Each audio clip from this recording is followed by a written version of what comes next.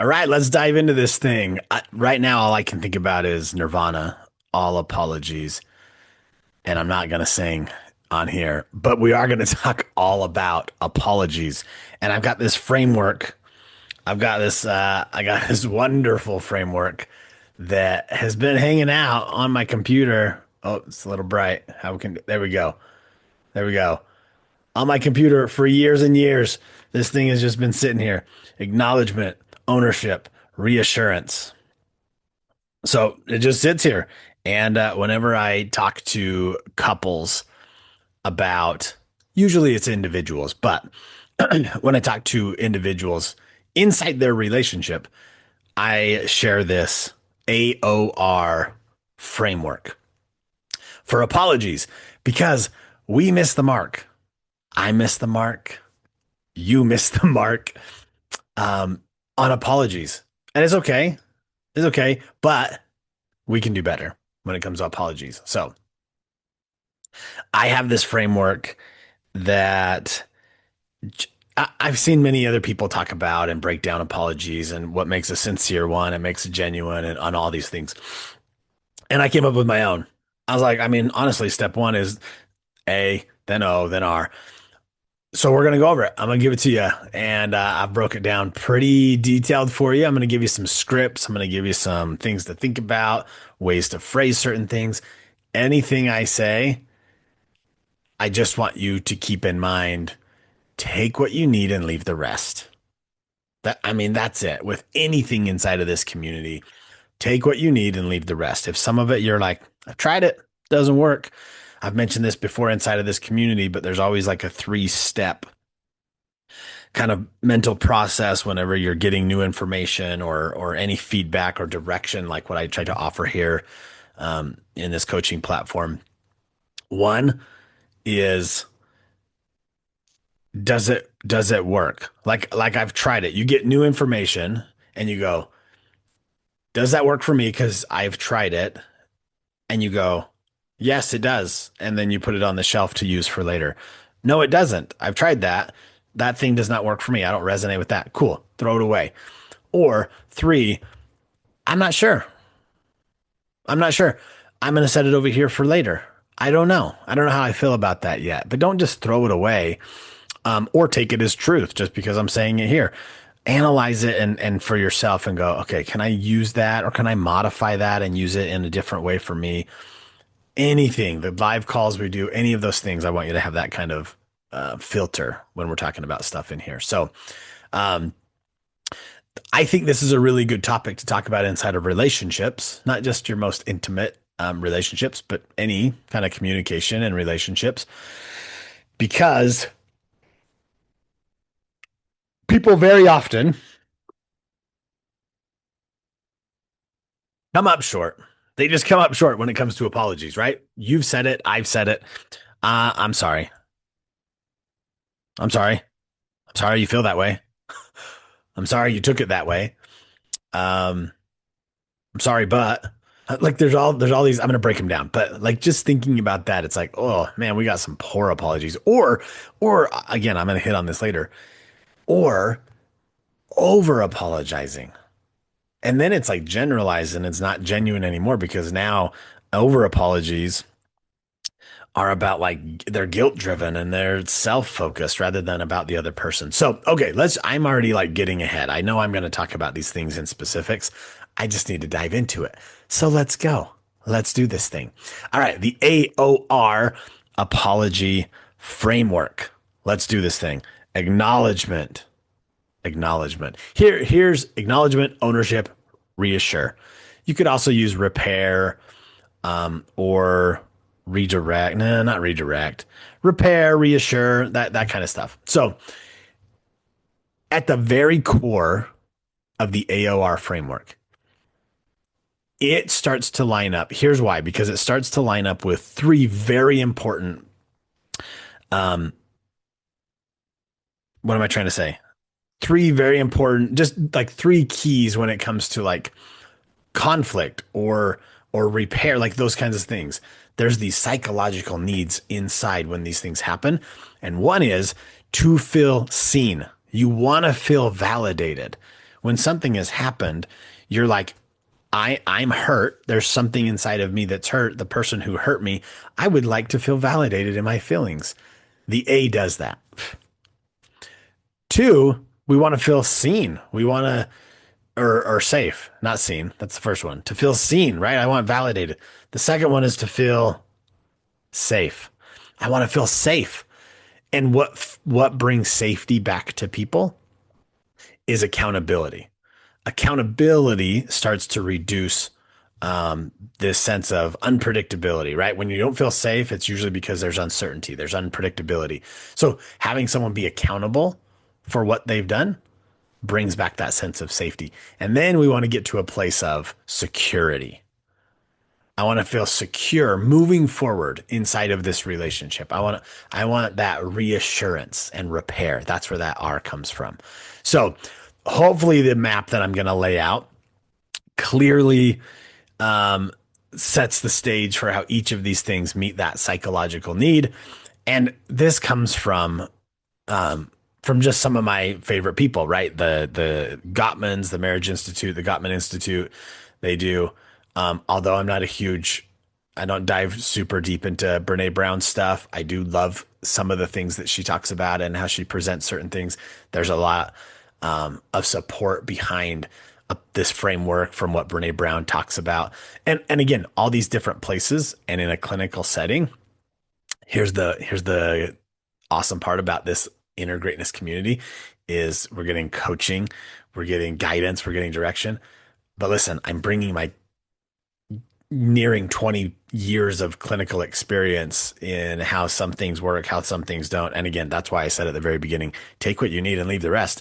I already know this. It isn't for everybody. Some of this stuff may not resonate. That's okay.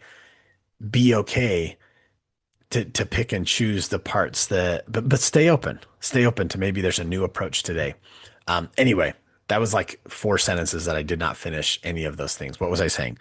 Oh, all these different learning modalities and theories and my own experience. That's how I've kind of come to this AOR framework thing. And they all these things kind of build into one where it really emphasizes that effective apologies, there's so much less about saying sorry. It's not even about the words I'm sorry. It's more about I want to restore and feel trust again inside of the relationship. And the way you do that is through AOR. The way you do that is through I'm aware, I'm attuned to this relationship. And most importantly, I promise you, most importantly, that there's a behavior change. That's the ultimate living amends, changing behavior is the ultimate apology. That's the ultimate one is that no matter what I'm hearing from the other person or I'm feeling from the other person, if I see the change happening, it kind of brings us along through the apology and forgiveness process of being like, I see the change. Okay. So let's um let's get a drink. Let's walk through this. You know I get excited in here. You know I start racing through my thoughts and these things. I want to slow it down and really go through each little part for you. Um and I've condensed all of this stuff into a one pager. I don't know why I'm holding it like you're seeing it, but into an image or a little sheet that you can have.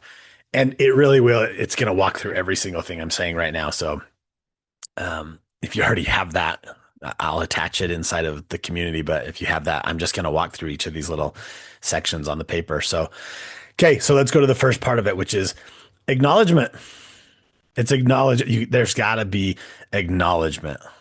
And I want you to take all of this stuff that we're going through this AOR framework from both sides. I'm the person offering the apology and I'm the person receiving the apology. Cause then I think when you can see it from both sides of it, this will be really helpful. Cause you could even help the other person being like, you know what I really need right now is I just need acknowledgement. Do you know what I'm going through? So here's acknowledgement. Um, Acknowledgement is being able to accurately name what happened and the emotional impact.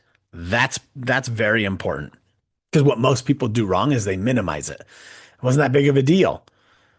That wasn't that big of a deal. Like, what do you mean? What do you mean? It's not that big of a deal. Once you minimize it, we're already missing out on the emotional impact of the other person because it's not about. I switched my whiteboards out, so I don't have this on my whiteboard right now. But old whiteboard, I had something that said like um something about intent and impact. Right? It isn't about your intention. It's about the impact. Well, I didn't mean for that to, well, it did. I didn't mean for that to be so harsh or hurt your feelings. Like, sorry that it hurt your feelings. That's a big minimizer. I'm sorry that it hurt your feel. Like, you're not sorry what you did. You're sorry that I reacted the way I did. That's not an apology. So minimizing it, it wasn't that big of a deal. You start losing out on the emotional impact. Generalizing is another thing where most people go wrong. Is they're sorry for everything. I mean, gosh, I can't do anything right. I'm so sorry. Like, I can never, right? Like, I'm sorry for all of this stuff. I'm sorry for it all. It's like for what? I did a little mini. It wasn't a mini. It was a little longer than I wanted it to be the podcast, but I shared some of these things on the podcast, um, and I connected it to being like voicing gratitude or appreciation for someone, and you're like, "Hey, I appreciate you for everything." It's like if you are grateful for everything about me or you're thankful for everything I've done today, you're actually not grateful or thankful for anything because I don't feel the specifics. Therefore, I don't even get to feel the gratitude itself. Like, thanks for all you do. Cool. Can you get a little more specific? So, same thing for an apology. When you do this acknowledgement piece, acknowledge accurately and directly the thing and the impact, the emotional impact, and and stay away from that minimizing stuff, generalizing stuff, even even. Well, I mean, this is just I don't like to use the word toxic, but this is just very unhelpful anyway. To just be like, well, you always take things personal, or you're too sensitive, or you're like we're off to a really bad start when it comes to an apology, and you do that. So instead, again, we're trying to get into this. We're trying to get into this place of I'm acknowledging the impact it had on you. And you do that by saying things like, I can see how what I did could have felt like dot dot dot. Now we're not telling them how they feel. We're trying to relate to them. We're trying to help them see that I think we get it and be open to being corrected, right? Like I can see um let me just pull this up. So I've got it in front of me. Oh, I've got it here. Um I can see.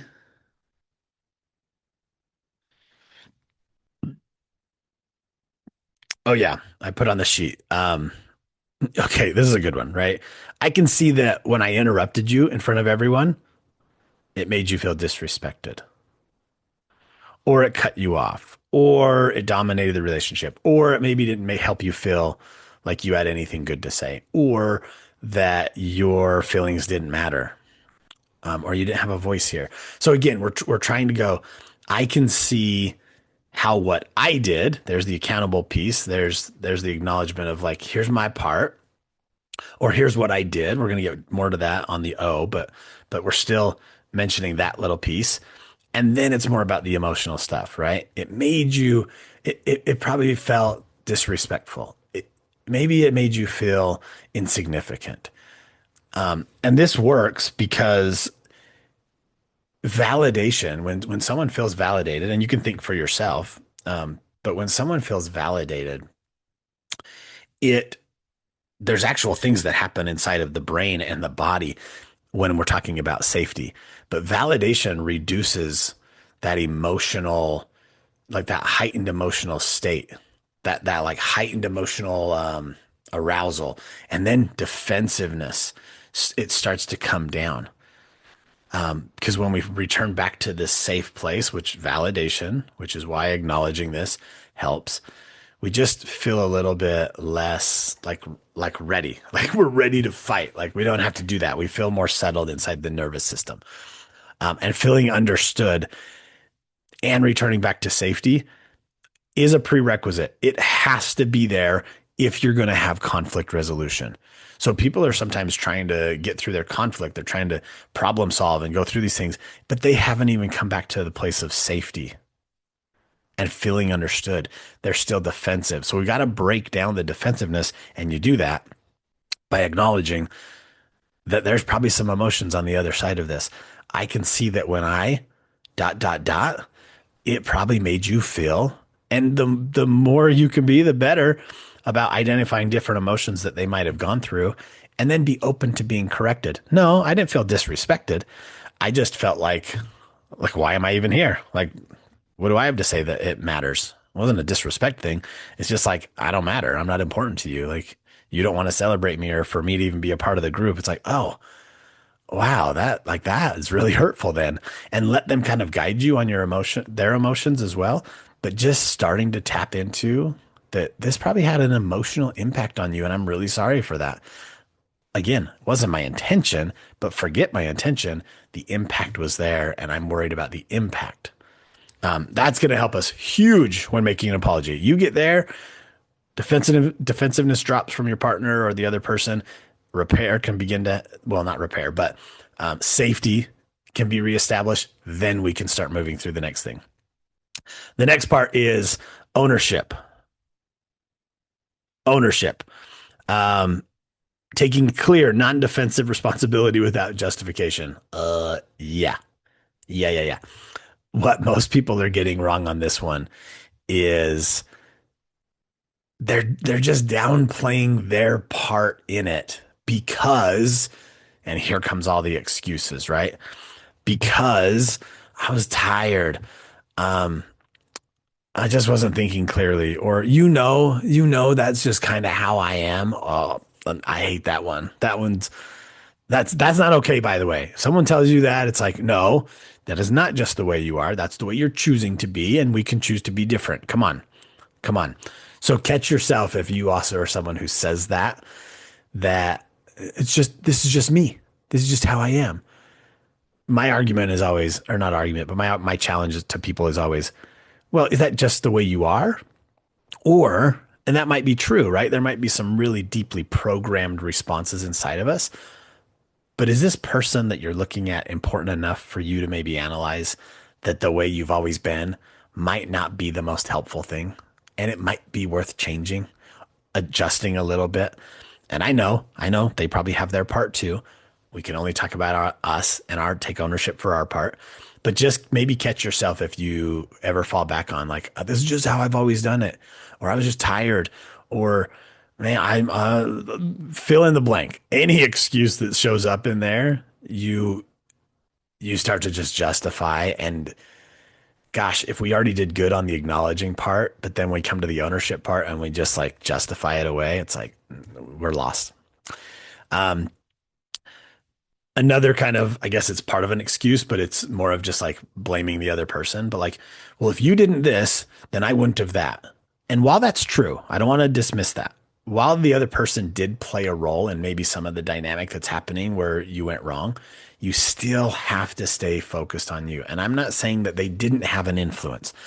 I'm saying or encouraging you to just look at your own part in it because that's the only part you get to control. That's the only part you get to influence and have direct change is your part. So, yes, yes, they probably did have a role inside of it, but this is where you stay really focused on not highlighting that.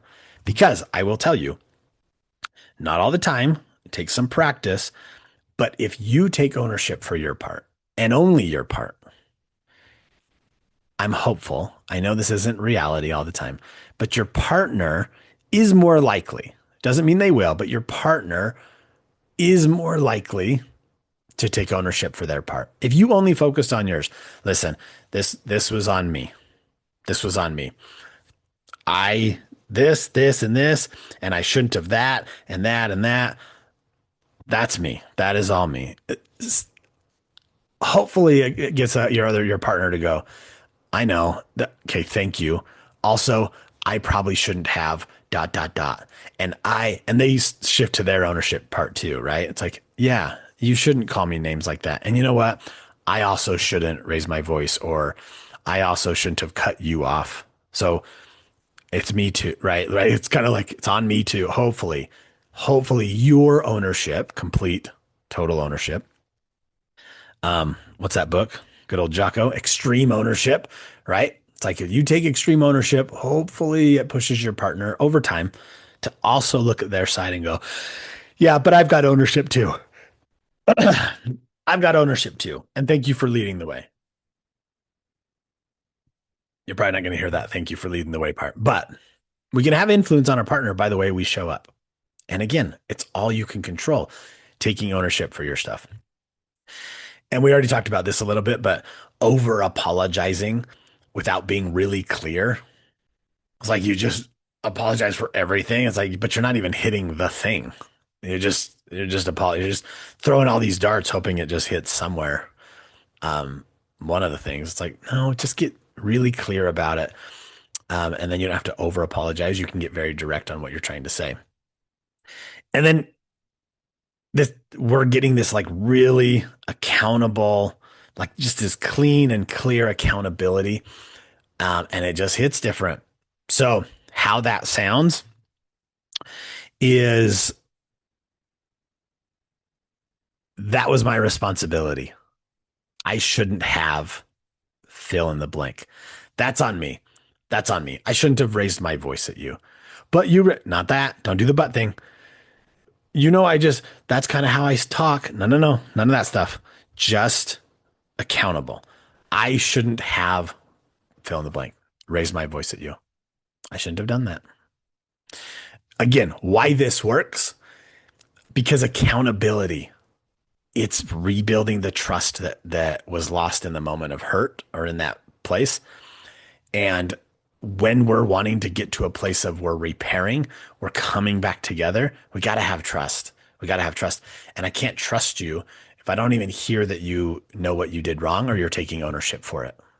So, your part, take ownership for it. A good apology avoids defensiveness altogether. Like if you're the wrongdoer, and there's nothing wrong with that. We're imperfect people. We're gonna make mistakes. I guess it doesn't mean there's nothing wrong with that, but it's to be expected from time to time. If you get defensive, justifying, minimizing all these things, you're just canceling the apology altogether. So stay in that place of acknowledgement, now full ownership. This is on me, not because, well, any of the other part of the other person. No, this is all on me. I got this. This was me. My bad. And then, okay, let me just make sure I don't want to add anything else to it.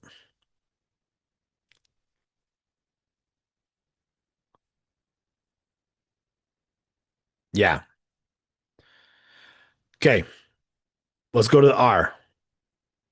This one's the this is the important one because remember, if your apology doesn't change your behavior, it's not an apology, it's a pattern.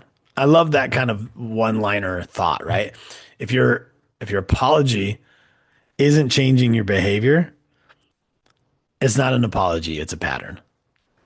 We're just going to be back to this. And I shared this on the podcast that I recorded that I've apologized to my kids before, and this was years ago, but one of my sons was like, yeah, but you'll just do it again and then you'll just say sorry again. It's like, oh, that's a little painful. And for certain things, it is true. It's like, yeah, I probably, guess what? I probably will make this type of mistake again, but here's what I'm doing to recognize it and try to avoid it in the future. But I promise if I ever recognize that I'm wrong about it, I will apologize immediately and try to fix it. And if you see that maybe I'm in the wrong about this in the future, I am open for you to say, I don't like that. That's uncool. You're in the wrong, dad. Like, and I will be open. I will receive that. But yeah, that was a little painful to be like, okay, my behavior is changing. So behavior, you can still have, like, people will still make some of these mistakes. And I see this in relationships too, where couples will be like, I thought we were past this thing. Why are we having the same mistakes again and again and again? And I challenge them to give some thought about, yes, the mistakes may still be happening. Maybe we have to loosen up on our perfection, kind of having like a zero tolerance approach in relationships. And instead, can we look at, yes, the mistake happened again after an apology already happened. So does that make the apology worthless because we just had the same mistake again? Maybe, but maybe not. Let's look at some other things. Is the intensity of the mistake decreasing? Is the frequency of the mistake decreasing? Yeah, but I don't want it to happen ever again. Well, it might. It might. I'm sorry. Change sometimes takes a really long time and we have these setbacks, but are they quicker to acknowledge and take ownership and reassure and repair? Are they doing the AOR? Yes, it happened again, like with my son, right? I'm like, I know. And I didn't excuse this away with him, but in my mind, I'm like, I know that it used to happen really frequently. Like maybe I'd get snap at him or something for something. Um, and then I would be like, dude, that's on you. Like I'm here to hold you accountable. You made the mistake. I'm here to, it's like, ugh, don't do that. Only take ownership for your part. We can teach later because again, we got to get back to safety, trust. Then I can help them learn the lessons. But I got to take ownership for me, right? So I know I'm going all over the place. Let me slow down. So are the is the frequency of the mistakes decreasing? Is the intensity of the setbacks decreasing? Is the acknowledgement and ownership happening quicker? Are maybe they recognizing, shoot, I did it again. I'm okay. Let me own this. I'm my bad. Whereas it used to take days and days or weeks or never, or it took you having to go, okay, here we go again, right? This time it's like, no, I'm recognizing it and now I'm trying to repair it. So there's lots of things to look at, but it's all tough because once our emotions get involved, it's like, cool, you're doing this less frequently and it's less intense, but it's still happening and it really sucks. It's like it does. It does. Um, I can just take ownership for my part. Okay, let's get into the R. AOR, acknowledge, own, reassure slash repair. I like reassure, but I put repair in there. This is about communicating change. This is about here's what I'm doing in the future. And this is like the full circle of the apology. It's one thing to go, I see how this was kind of crummy for you. I can see that. Like this sucks. That must have been really hurtful for you. That must have been really, you probably felt really lonely in that moment or disrespected or whatever it is, right? Um, and here's my part in that. Here's me. This is I shouldn't have dot dot dot. Here's what I'm going to do about it in the future. And this is where most apologies fail. People stop at sorry instead of saying instead of addressing like I know you probably think this is just going to happen again and again, or you probably don't feel safe with me anymore, or it's probably really hard to even trust the words that I'm saying. Here's my plan. Here's my plan. So the reassurance part is again, we're getting back into that emotional safety, right? Here's my plan. Here's what I'm going to do about it. I'm going to blank moving forward so that this doesn't happen again, or that you don't feel as much like this, or I'm really working hard to correct this. And while I want to say this will never happen again, I'm going to work really hard for it not to. But I can keep promising you that I'm going to do this and this and this to work on it. And if it does, I'm gonna own it as quickly as I possibly can, and I'm gonna fix it as fast as I can. So again, we want that reassurance. We don't want some empty promise. Yeah, I raised my voice. I will never raise my voice ever again. Yeah, you will. And so will your partner. It's going to happen. Um, I'll never, I'll never talk over you again in a group setting. Yeah, you probably will. Thank you, ADHD. You probably will.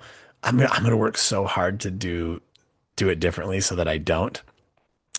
Um, we want our partner to feel that reassurance and that repair, that safety. And then, okay, so then what? What are you gonna do about it? I'm going to pause and let you finish before I speak, especially in a group setting. Especially in a group setting. Rather than me jump in immediately because I get all these thoughts, I get like I just get really excited about things, but that doesn't give you a chance to share. I'm going to defer to you from now on. I'm going to defer to you from now on. So my first thing is going to be I'm going to take a big deep breath and I'm just going to turn to you and go, "Well, you first."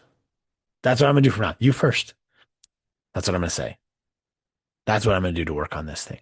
I'm going to pause and then I'm going to let you speak or I'm going to let you finish what you're saying. Um, Maybe you can even have a little thing in your hand that like is a reminder of, okay, when she or he is talking, like I'm gonna hold this little, I've got this little thing, and it's like, and then I'll set it down, and then I know, okay, now I can share what I was thinking about. I mean, there's all sorts of little things. I'm not trying to come up with all your thing specifically, but it could be these little cues along the way that's like, I'm gonna pause, and maybe I'm gonna ask, are you done? Or is it my turn? Or maybe not those. Those don't feel too great. Um, but if you have an agreement with your partner, maybe those aren't so bad, right? Where it's like, I'm checking in on you to be like, anything else? Um, yeah.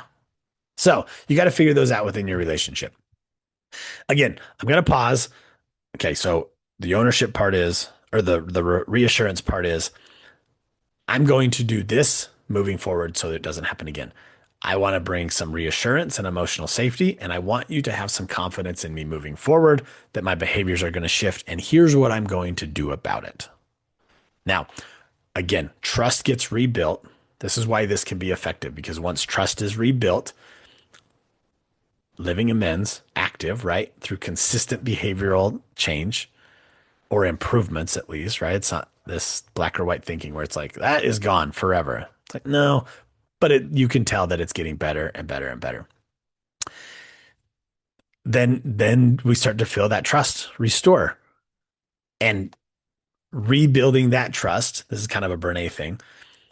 She has talked about and shares, and I love this part of it, but it's like it's the small moments of reliability, these small moments of rebuilding trust through what I'm witnessing, not just in those specific situations, but in other situations too.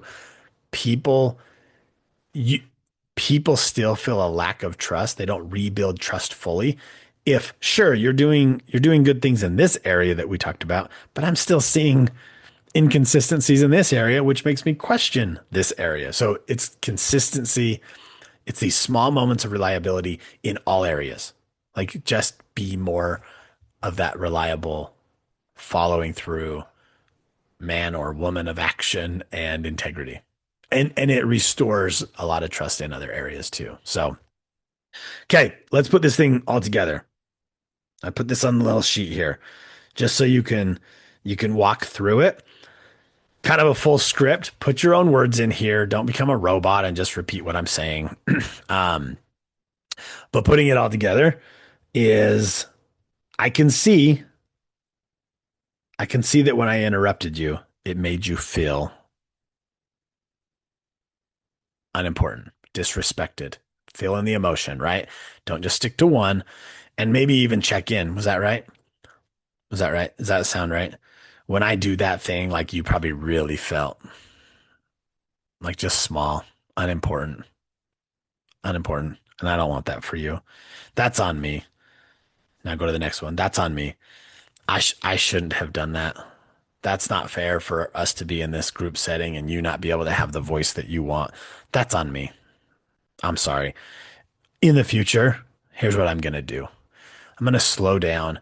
I'm going to like watch you. I'm going to look at you rather than the whole group. If you're talking, I'm going to look at you. I'm going to turn towards you and I'm going to look because then I'll be better able to like tell, Okay, he or she, you finished what you're saying. I can tell because I'm watching.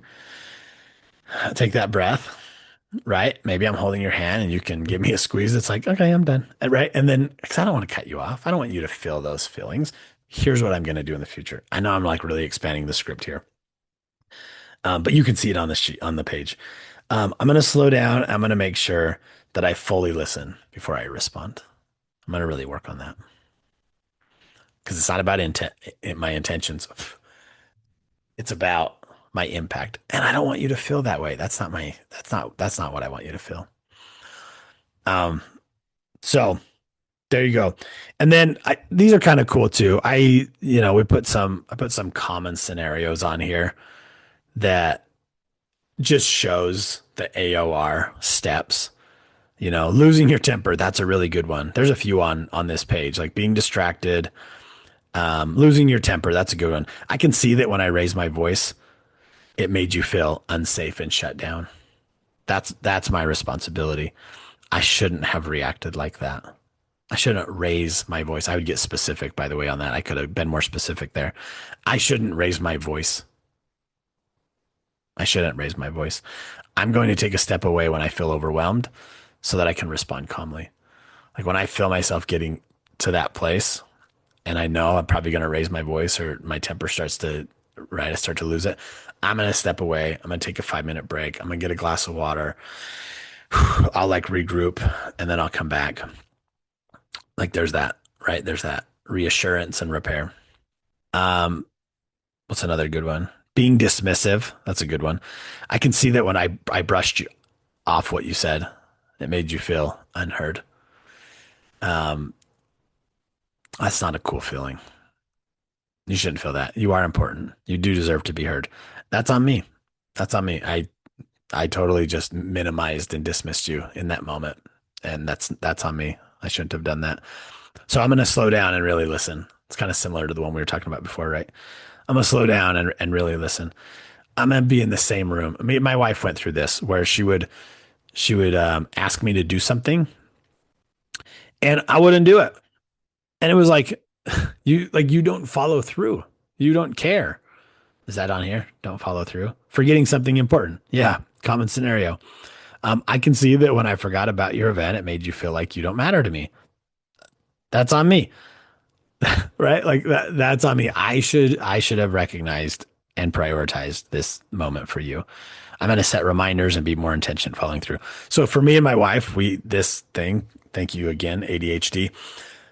Like if I'm not in the same room, we're not looking at each other. Shoot, even if we're like not touching, like maybe we're holding hands or like we're just sitting next to each other, I'm hearing it, but I'm not like logging it. I'm not registering it. So we came to a place where I'm like, hey, I don't want you to think that what you asked me to do, and this is what I said to her, isn't important. I got to tell you though, like that's on me. Maybe in the future, what if you begin to talk and we're not in the same room? Like give me a second and I'll just come to you so that I can then I'm like really with you and then I can follow through better because I can hear you better. I'm engaged or I'm present with you. And that's on me too. Like if I'm in the other room and I'm like, "What did you say?" Like I'm not going to do that anymore. I'm just going to come to you. And that's how I'm going to show up a little bit better so I can follow through on the important things that matter. And so again, what are the steps? What are we taking forward, like moving forward with? All of that stuff starts to just send this important signal of I want to be better with you on these things. Like this is the stuff that I know it matters and I know it's important. So I want to do this stuff with you.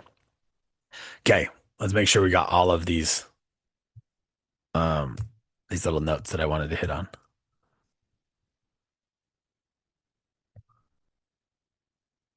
It's not working. Nope. All right. Um it's on my phone. Okay. Oh, yeah, just some good little reminders. The apologies are not for you. They're for the receiver. Remember, we're trying to restore safety, security, trust.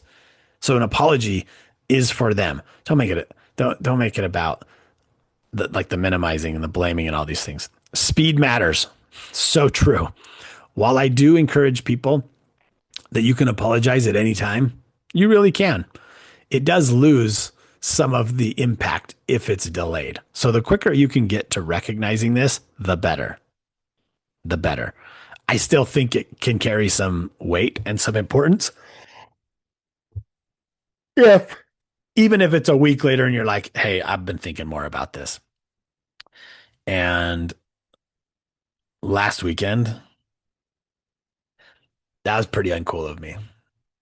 Not only uncool, but it was probably really hurtful for you when and then revisit the scenario, right? But even a week later, it's like, okay, thank you. Because you know what? I bet your partner, or even for you, you're like, when you don't, like, you not coming back to this is just like, we're just going to sweep it under the rug and return back to our normal baseline of like acting like nothing happened. So even a week later, it's like, no, it's there. And taking ownership right now. I'm acknowledging it. I'm taking ownership and I'm reassuring you right now. But the quicker you can get to it, the better. Speed matters. Again, give specifics. Don't do that vague apology stuff where it's like you're not even hitting anything direct. And then behavior of change is the apology. Yeah. Your greatest evidence is the way you show up moving forward. So there we go. I think that's it. Did I? We hit all these? Yeah, I think so. Cool. I'm just looking again. Last little notes. I think we got them. We got them. Common mistakes.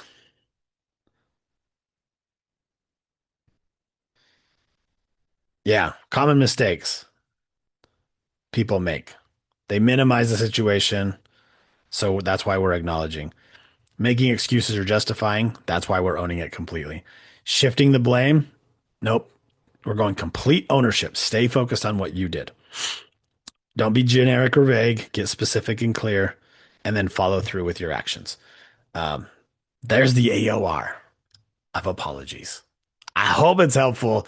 I hope it is something that you can use in your relationships, and just within yourself to be a more fully, a more full apology. We'll leave it at that. Let's get out of here.